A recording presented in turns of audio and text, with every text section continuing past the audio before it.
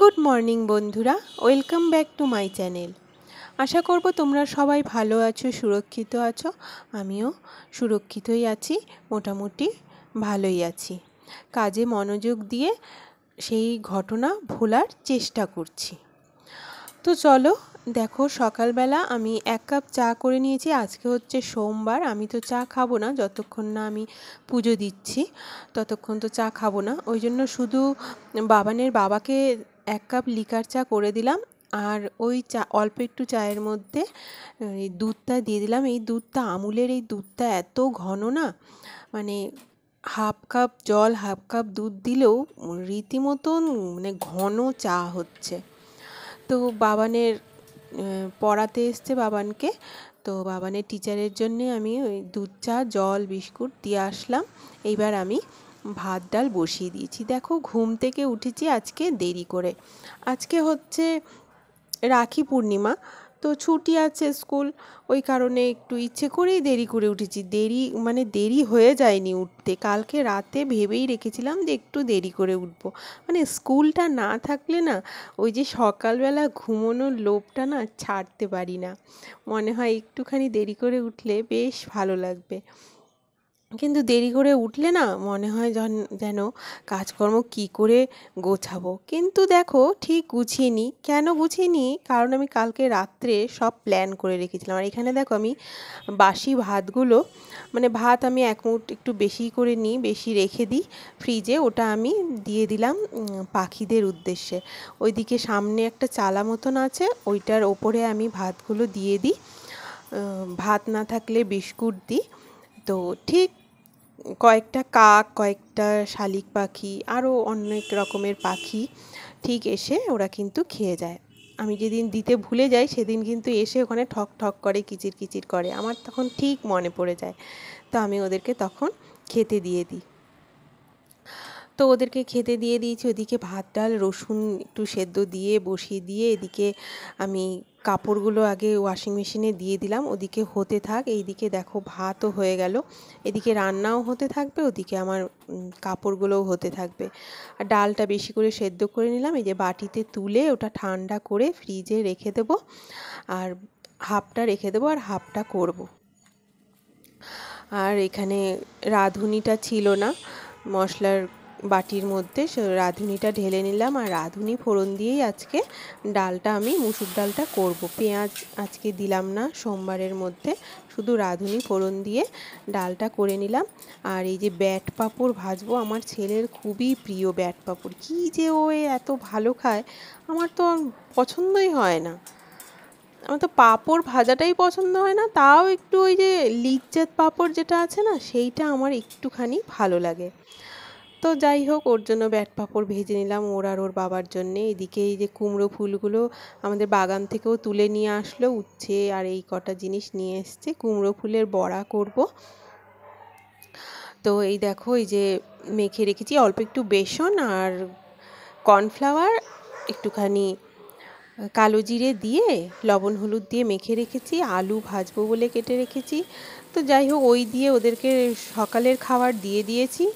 তারপরে আমি একটুখানি পনির করতে চলে এসেছি। এর আগের দিন কালকে যে পোস্তটা করেছিলাম সেটার থেকে 2 চামচ তুলে রেখে দিয়েছিলাম ফ্রিজে।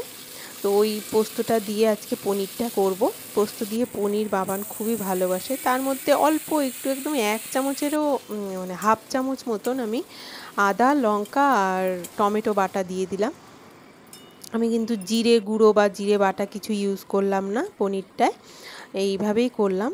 তো পনিরটা একটু ফুটতে থাক, ততক্ষণে আমি নিচের থেকে ফুল, তারপরে দুব্বো এইসব একটু নিয়ে আসি। দুব্বো আছে, ফুল আর হচ্ছে গিয়ে এই দেখো পনিরটা হয়ে গেছে আমার। দুধ নিয়ে আসলাম আজকে সোমবারে, কাঁচা দুধটা আমি নিয়ে আসলাম দোকান থেকে, আমুলের দুধ। আর এইদিকে কাপড়গুলো আগে মেলে দিই। রান্না ওদিকে হয়ে গেছে, একদম আমি পুরো মুছে নিয়েছি, রান্নাঘর পরিষ্কার হয়ে গেছে।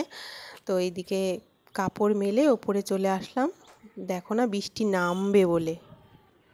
তো ফুল তুলতে চলে এসেছি, এক্ষুনি বৃষ্টি চলে আসবে। দেখো আজকে প্রায় 5-6টা ফুল ফুটেছে।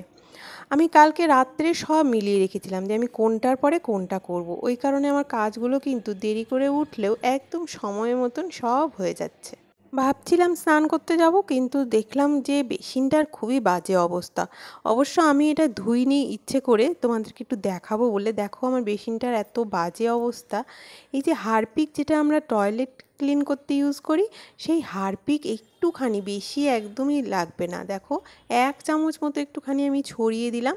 এইবার চারিদিকে একটু শুধু মাখিয়ে দেবো, জল দেবো না, এমনি ছোবাটার মধ্যে জল ছিল, ওই জলটা দিয়ে আমি একটু এইভাবে মাখিয়ে 5 মিনিট ছেড়ে দেবো।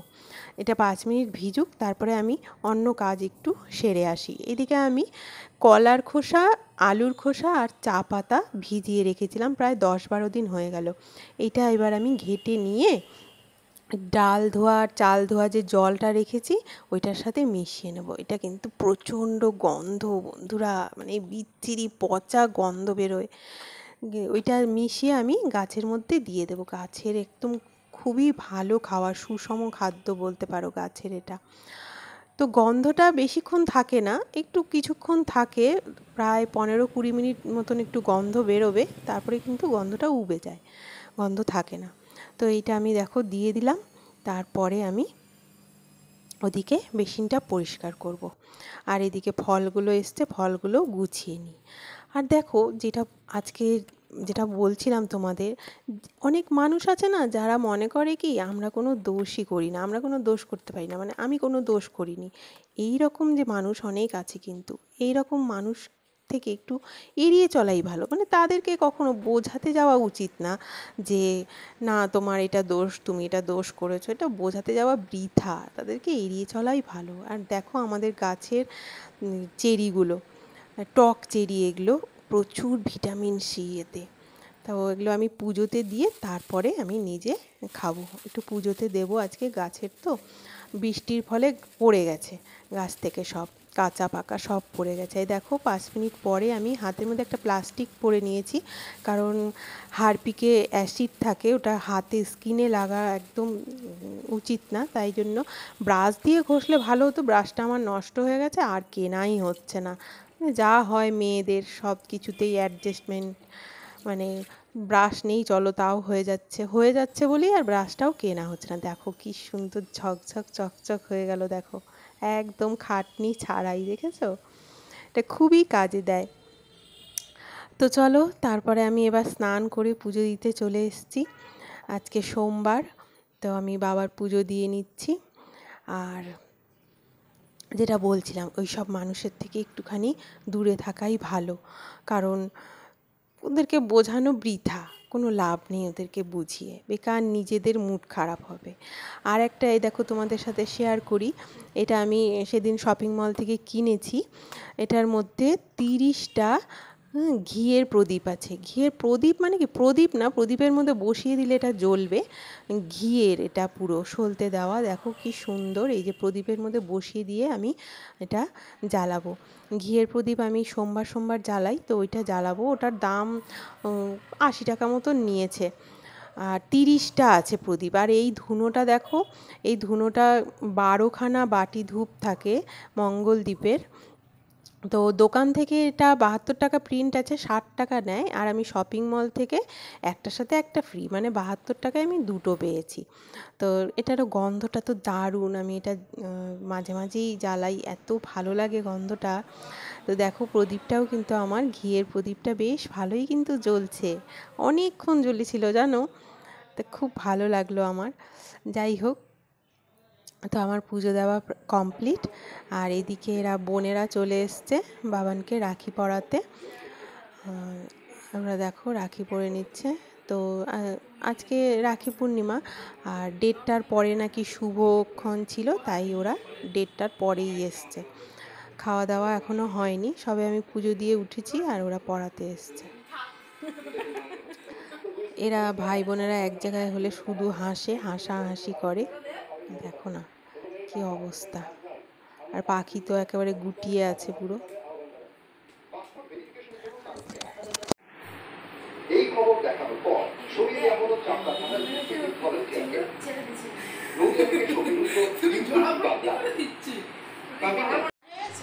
কি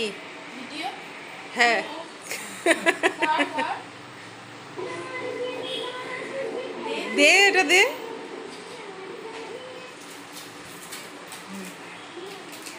দেখা ভিডিওতে।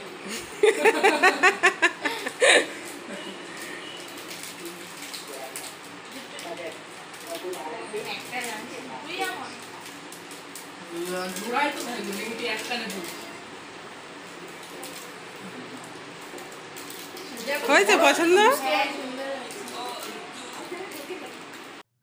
এটা হচ্ছে পাখির গিফট ব্রেসলেটটা, দেখো আমার তো খুব পছন্দ হয়েছে। আর এইদিকে তারপরে পিউ এসছে বাঁধতে, পিউ এবার রাখি পরিয়ে নিচ্ছে। আর আমি আমার ভিডিও এখানেই শেষ করব, নইলে অনেক বড় হয়ে যাচ্ছে। আর তোমরা সবাই খুব ভালো থেকো, সুস্থ থেকো, দেখা হচ্ছে নেক্সট ভিডিওতে। সবাই ততদিন কিন্তু খুব ভালো থেকো। আর আমার ভিডিওটা যদি একটুও ভালো লেগে থাকে প্লিজ একটা লাইক দিও। আর নতুন যারা দেখছো তারা সাবস্ক্রাইব করে আমার পাশে থেকো। বাই।